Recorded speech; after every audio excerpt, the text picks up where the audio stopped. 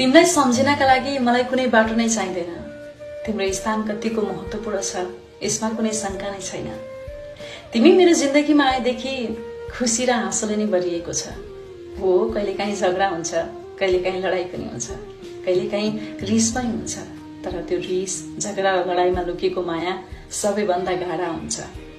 तिमी रूपको मात्र होइन प्यारा, तिमी त व्यवहारको पनि राम्रो छौ। तिमी ज्ञानी छौ, तिमी जिम्मेवारी छौ, परिवारको यत्रो काँध आफ्नै थाप्लोमा उठाएका छौ।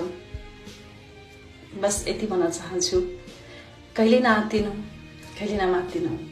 सुखमा सँगसँगै हात दोहोऱ्याएर हिँड्नका लागि म छु र दुःखमा तिमीसँगै बसेर रुनका लागि म छु।